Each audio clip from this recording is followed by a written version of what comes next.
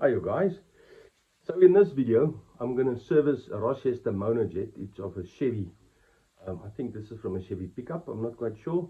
So I'm going to service it. I got hold of a kit. Let's see how that goes.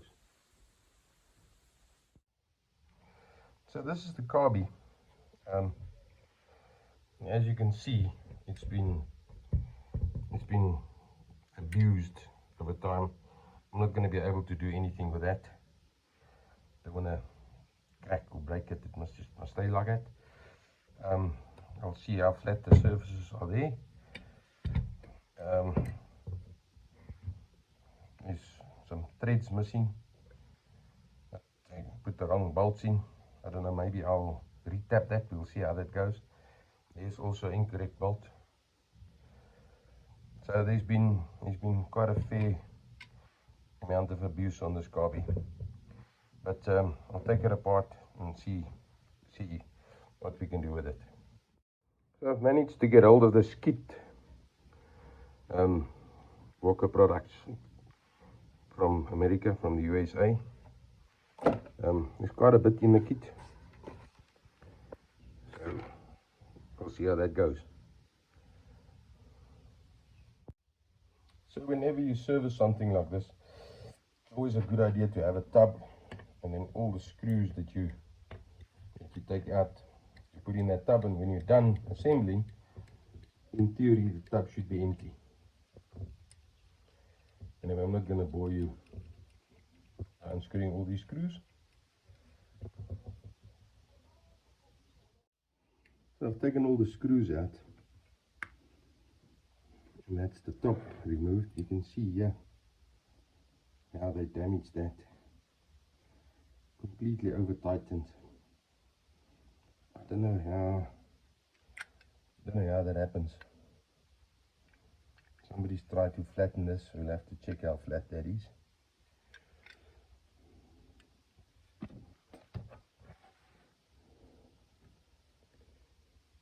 Here's the gasket.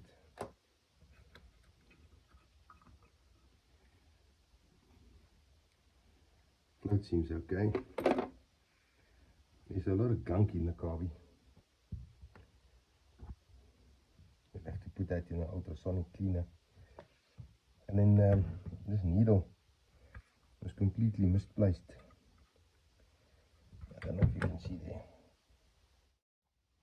So this needle is supposed to be in that jet over there.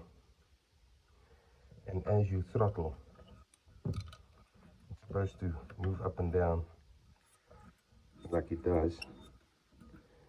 And it's been bent. It's supposed to be parallel.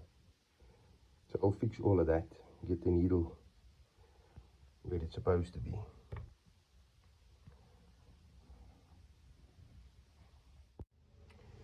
So to get these two out, I obviously connected to the accelerator. One goes down, one goes up.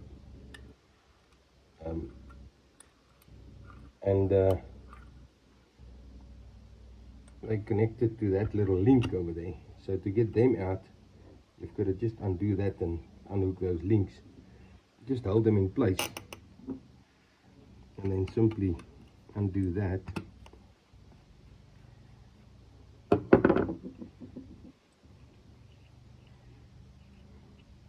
Just remember which way around your little links go, and they simply just come off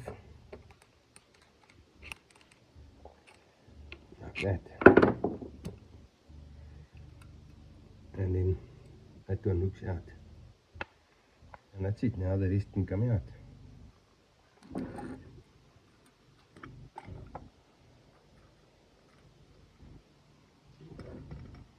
Now that comes out. That obviously has a spring at the bottom of it.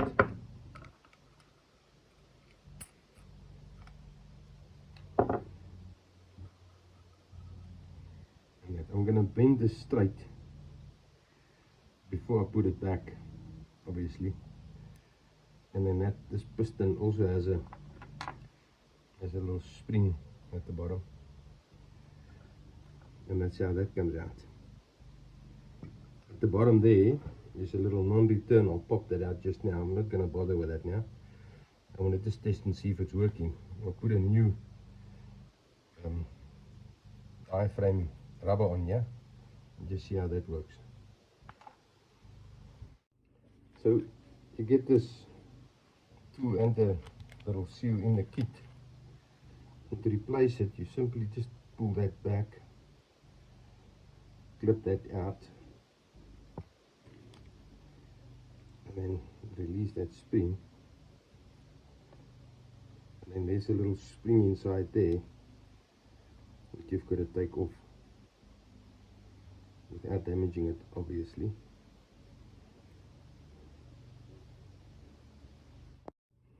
So I've decided to use this and just pull that seal back so there's minimum strain on that spring, because the last thing that we want to do is damage the spring and then just get it over like that.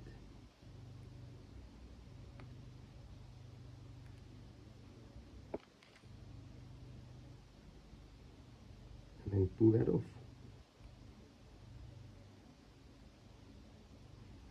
I'm going to clean all these bits before I put the new one on. This one isn't bad, there's nothing wrong with it, but I'll clean all this before I put the new one on. I'm going to put everything on the ultrasonic just to try and get all that gunk off.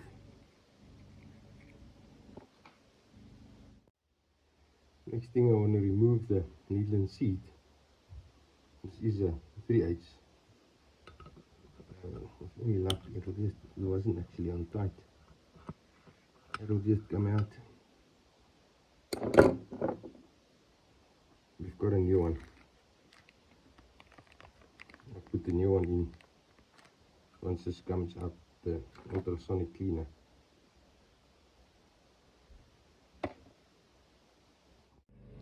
In there is a little ball that acts as a non-return. I'm going to pull that out.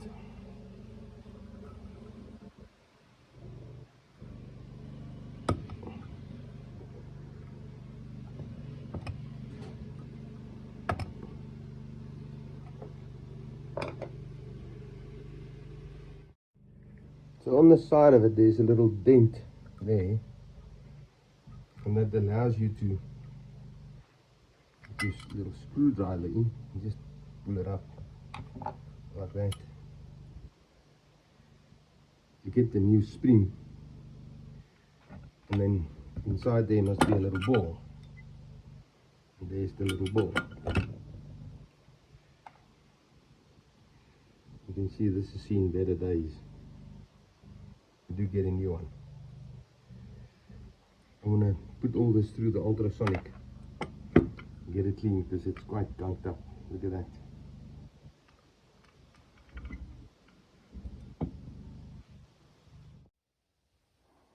So back from the ultrasonic cleaner, you can still see a lot of gunk in there. I'm going to have to scrape it off. And the problem with stuff like this, there are always cavities in these carbs where you can't get to. But anyway, I might throw it in the ultrasonic again, but I'm going to scrape that off first. And the next thing that I'm going to do is I'm going to split this carbie, split it there, clean it nicely, and put the new gasket back in there. So this came off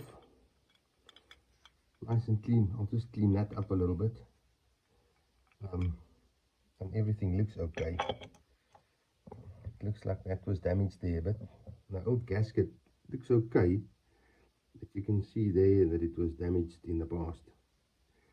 So fortunately in the kit you get two types for two different models, and we're not going to use this one because it's not for this model, but this one is for this model. So put that in and tighten it up. That should be done. So when you tighten this up, you don't have to over tighten it. It's just got to squeeze the gasket nicely like that, and it will seal. I've checked both surfaces are flat, so it's not gonna leak any air there through there, because that will obviously alter the performance. So that's all you need to do there. You don't have to tighten it or anything. It's just like that. So next we've got to put that new seal on. I didn't record it. I don't know why. But anyway, they give you this in the kit, so you literally put it there. I'm going to just show you with the old one, and then it helps you to just push it on in there. And then once you've done that, you push that little spring. Just push that little spring on, and then that'll be in place. So it's literally as simple as that. And then we've got to put this together, pull that down, and slot that into place. And that's that part of it done. I've taken to clean this on inside of the spring. I'm not going to show you on this one because this one is very dainty. But I need to do with this one as well. I've got a wire brush like this that's a bit smaller, and I just put it inside there and brush the inside of it. The outside I did on my wire brush anyway. But there's a little bit of sediment in there. Just want to clean that out, and then we can put this together. So to put the rest of this together, you actually need 3 or maybe even 4 hands. I don't know if I'm going to achieve it on camera, but anyway, I'll give it a go. So that's going to go in place there. It's going to lie in place like that. When the cover goes on it, there's a guide for it to keep it in place. Then you've got to put the spring, put that spring in place. So that spring is already in place. Then you've got to get this in, but you've got to make sure that when you put it in, you don't fold it backwards like that, because then it's not going to work. So I sometimes put a bit of lubricant on there, and that's got to go inside that spring. And then when you get this in, I'm just going to try and show you guys like that. You've got to just wiggle it. Make sure it doesn't fold backwards. See, it wants to fold backwards, so you've got to just get it in like that. There we go. Once it's in, just turn it. Oh, come on. Just turn it and make sure that it didn't fold back anyway. See, like that. And then you're good to go. Now you've got to keep that in place, and this is where you need a couple of hands. I'm not going to be able to. This is now where you need the extra hands. So this is now going to go in, and that's going to go over that pin over there, and you need to keep that in place. And then you've got to turn over here. That rod is not, I didn't complete that rod. You see, this is how easy you can make a mistake. So at the bottom of this, there's a rod that hooks in there. So let's try that again. So this is going to hook in there, and then go in the hole. I don't know if I'm going to be able to show you. That's going to go in that hole there, and that's going to go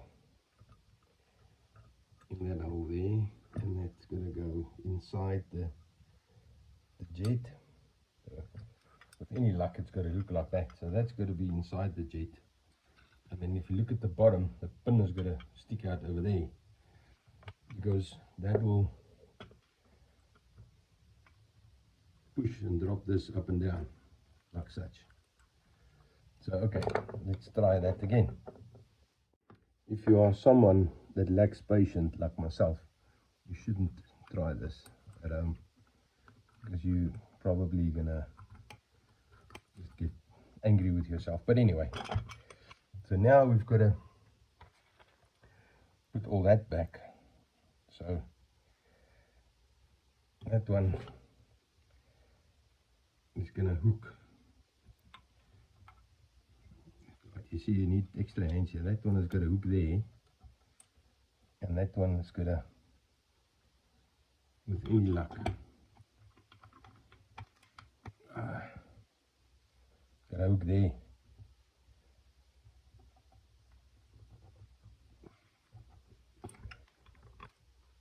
Like that.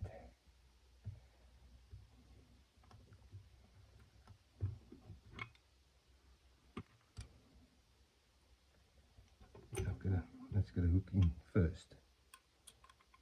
That's got a clip on it. So that's got a hook in first. This is not really a good example of how to do it. And that's got to go in there. And then that's got to go in. It's got to go on there. There we go. See? And then the screw's got to go on.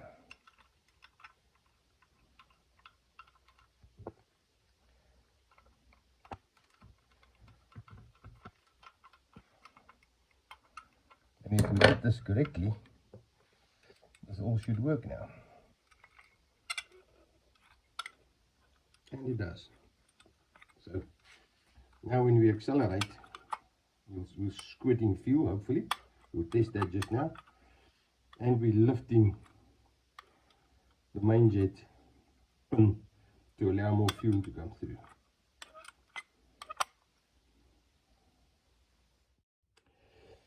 So for the purpose of this exercise, I've blanked this off. No needle and seat or anything in there. Because I just want to get a bit of fuel in there.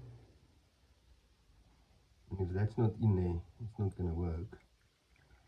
And the fuel's going to be higher than that slot there.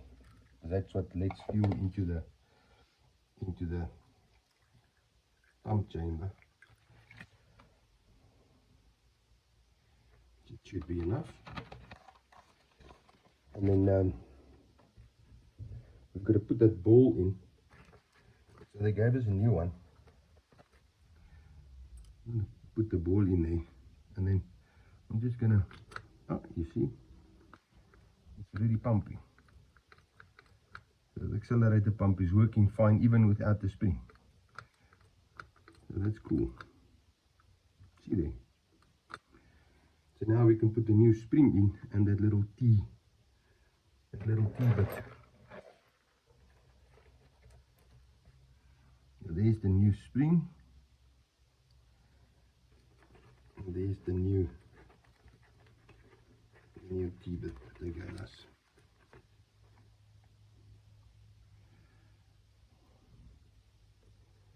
And that just knocks in there. I'll tap it in just now, but that just goes in there and the top cover holds it in place. Gonna make sure it is pumping, and you can see it is pumping. Job well done. So in the whole process of putting all of this together and needing 2 or 3 or 4 hands extra, I forgot to put the spring in. The spring goes right below that little plunger. It's supposed to keep it up like that. So I'm going to put the spring in. I'm definitely not going to record it because I might swear.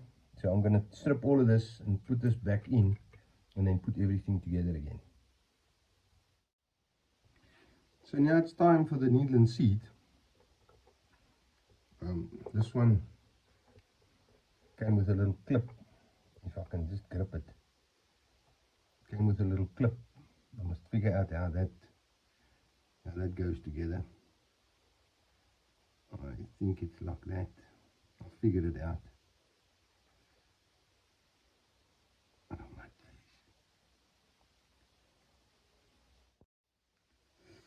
So it goes on like that. I don't know if it's really necessary. The old one didn't have one. The old one is just like that. Anyway. So it just goes in there with its little washer. This one needs to turn in with a flat screwdriver. So obviously that's got to come out. We get that in place. I'm not going to record how I struggle to put it in there. I'll return when I'm back. So I finally got it in, and to tighten it you need a screwdriver with quite a broad flat tip, otherwise you're going to damage it. And this one that I'm using isn't quite wide enough, so you've got to be really careful. And just give it a nice nip. That's done. And then we can get on with adjusting the float level. I just want to clean that up before I carry on. So we're ready to check what the float level is. Just want to get the Nylon seat in place.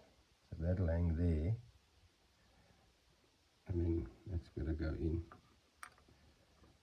Obviously slide in there like that, and now it's in place. So when you press down here, there's a chart that tells you how far the float level must be from the top of the carburetor there. I've got this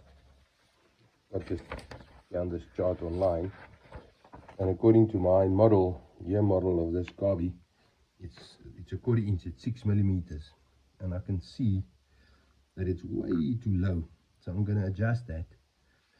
But you've got to be so careful when you adjust it that you don't damage this plastic, if I dare call it that. So I've adjusted it once or twice. It's actually a little too high, I think. I just want to show you guys. So when you hold it like that, it is actually a bit high. When you hold it like that, you've got to measure there, and to the top of the carby, it's got to be 6 millimeters. I don't know if you can actually see. And you can see this one is still a little too high. So I need to adjust it a little bit more, just to get it to where it's supposed to be. I've taken it out 4 or 5 times. I'm going to try and show you guys like that. If I now let it drop and just touch the top of the float, you can see that the float level is now correct. So it's not the easiest thing in the world, but this one is done.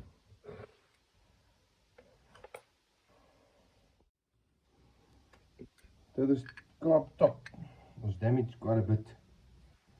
I didn't want to machine it, so I just put it on a piece of glass with a bit of sandpaper, and I've got it as flat as what it's probably going to be. You can see there it looks like it's not touching, but it actually is. The important thing is that it presses down everywhere here, because that's where the accelerator pump is going to squirt through, and if it doesn't, it's not going to work. So I'm going to put this carb top on. They've damaged this here quite a lot, so I'm going to have to make a plan there to get that going. And then one of these holes was stripped, that one there. I'm going to have to put a helicoil in there. I don't have imperial helicoil, so I'm going to put a metric helicoil in there and just let the customer know that that one is metric. But I'm not going to record any of that, because there's lots of videos out there on helicoils and all those kind of things. So I just want to put this together, just to make sure that the accelerator pump sprays. I just want to show you something interesting. So on the accelerator pump, there's a little hole over there that goes through into the carb body. You've got to make sure that that's open, properly open, because if it's not going to spray. And this one had that bug in it. You see that bug over there? That bug there? That was stuck in that hole. And that's probably why this carby didn't work. How it got there, no idea. And what it is, no idea. But yeah, just make sure that that's all nice and clean. So when you fit the gasket, you've just got to be careful not to break it. And there's a little cut in there that you're supposed to get over that link like that, and then the gasket will be in place. So I'm gonna do all the helicoil bits here before I put the carb top on. I'm not gonna record that because when I tighten this, I want to tighten it, and I don't want to loosen it again, because this is the only gasket that I have. So I don't want to do it several times. I only want to do it once. So when you put the carb top back on, you mustn't force it. That little link there that goes over the main jet, that has to slide in into that little slot. And if you force it, you're going to break or bend something. So you've got to put this on very delicately and make sure that's in the right place and not force it. It must just drop into place nicely like that. And then there we go.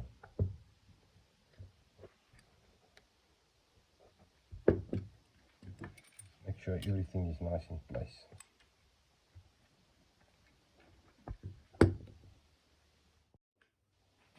So when I put the carb top on, I noticed that it wasn't going flush and that it's rocking, and that something is keeping it open over there. And I had a suspicion that it was this spring or the clip of the float. So just to confirm, I removed it and put everything back, and now it was nice and flush. See there. So I'm going to have to bend that a little bit to make sure that this carby fits nice and flush.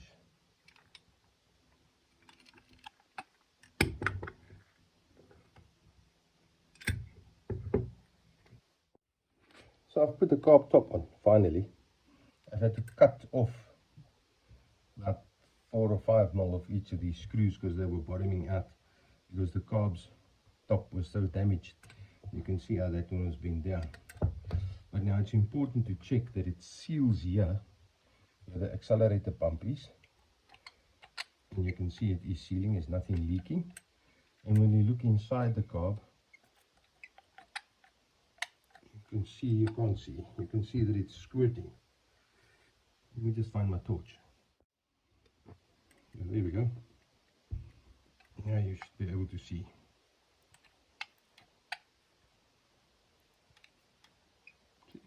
Squirting, very nice. And that's what we want.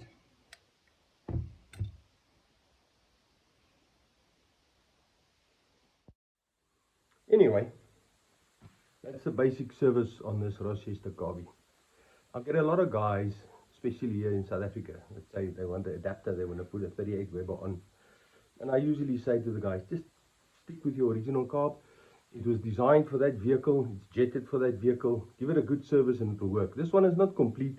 The choke linkage is missing and all those kind of things. Nothing I can do because I don't have spares for it. And the spares are not available. I don't know, not in South Africa. But anyway, lesson to be learned here. Use the right kit. Don't use the gasket again. And number 3, do not over tighten anything. Don't go extra quarter turn or anything, because you can end up with a carby like this. Anyway, I've managed to save this one. I hope you guys learned something from this. Be safe out there.